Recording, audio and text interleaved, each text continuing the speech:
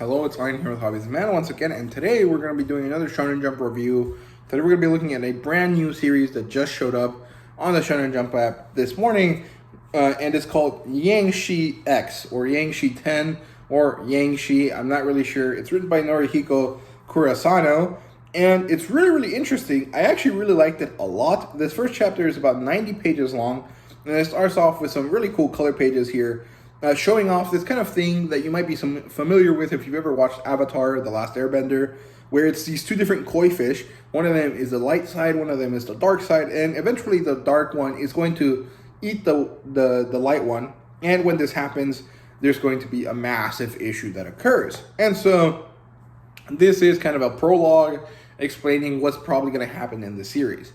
Then the series opens in this little kind of forest area, where there's this kind of zombie thing. I think these things are called Jiangshi, and if I remember correctly, they show up in Shaman King.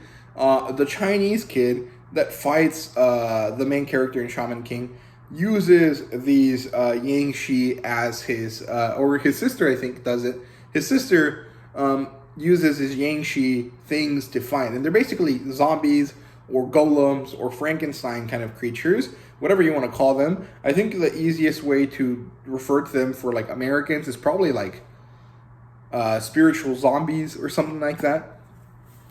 And these things are kind of taken down and removed from the world by these people called Daoshi monks.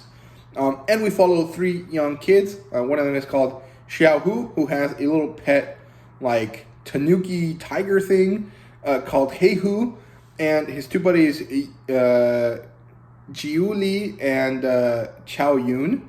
And these names are really hard for me, but I quite like these three characters. They take down this monster, this Jiangshi, and then they use these special techniques. A lot of it looks like chakra techniques from Naruto. A lot of it also looks kind of like paper bombs that Naruto uses and stuff like that. But if you've read like Blue Exorcist or Ayashiman or any of these other kind of slightly more spiritual kind of based things, you kind of know what all of these things are in general, even if you're not like super interested in them, which is kind of where I stand. And eventually they manage to seal this Jiangshi, this demon, this zombie. And then we get to learn that these three kids are friends, but they're kind of at odds with each other a little bit, because that's just how teenagers are. And then they have a boss whose name is Label, who is actually a Daoshi monk, and he is in charge of training them. And we learn that they live in this place called the Shenjiang village, where they all train to be monks. And that the following day is going to be their test day, from, being Daoshi monk apprentices to being proper Daoshi monks. And so we see this kind of procession of people that happen to be the main character's father and his associates, these other monks. And he tells them, hey, you guys got to be aware of what it means to be a Daoshi monk during your test, and then he moves on. And then we get around to this test. And basically it feels like we sped run the beginning part of the series and we developed right into like the tuning exams. And I think the speed is interesting. I don't think it has an issue. What I'm telling you guys right now happens on page 27. And during those first 27 pages, we had a bunch of world building. We had very quick and reliable characterization for the three main characters. We learned about the relationship between the main character and his dad. And overall, I think that this was really well done. But it does feel like chapter 1 of Naruto, and then we just jump to the tuning exams. And I think that that's fine. And I like it a lot because it moves the pace of the story quickly. And it gets you really invested in the story, because they give you a lot more world building that hey, there's like different levels of Jiangshis. The first one is number 1, of course. These are kind of basic ones. And then there's all the way up to level 8. And the higher the number, the more terrifying these creatures are. So be aware of that and be careful. And then their test is given to them. They have, they're going to be sent into the forest. They're going to have to deal with a level 2 Jiangshi. And they're going to have to do it together, but only one of them passes. And so they're all kind of worried about this because they've been friends forever. They've always trained together, but they've never actually had to compete against each other properly. And so it's kind of a big issue, right?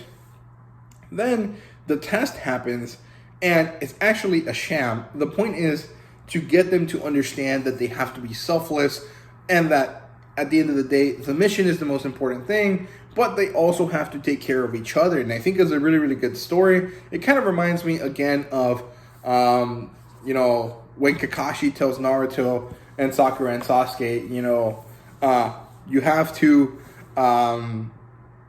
you have to complete your mission, but if you do it without protecting your friends, you're worse than scum or something like that. I don't remember the exact quote, but I'm pretty sure you guys know what I'm talking about. And overall, by the end of this first chapter, I was really invested in it. I was pretty excited. I'm very, very looking forward to the next chapter. However, I always say that, I say it relatively often. And usually I don't actually keep up with them chapter to chapter. I usually let stories kind of build up a little bit before I get around to them, because basically Red Hood, the other Shonen Jump series that I really liked, that came out in the last year or so, I was really invested in it. It was coming out weekly. I was following it weekly, and then suddenly it just got chopped. It got axed, and it bothered me a little bit, so I haven't gone back and done any of that again, because, well, there's no point in me getting invested if it's just going to get axed in 20 chapters. So I'm just going to wait.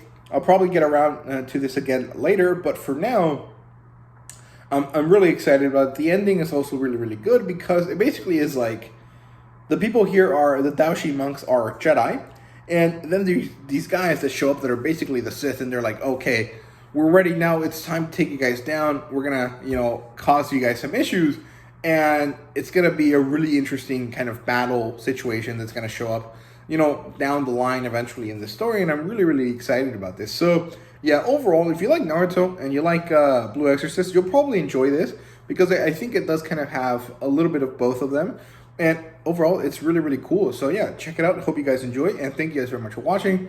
See you guys later.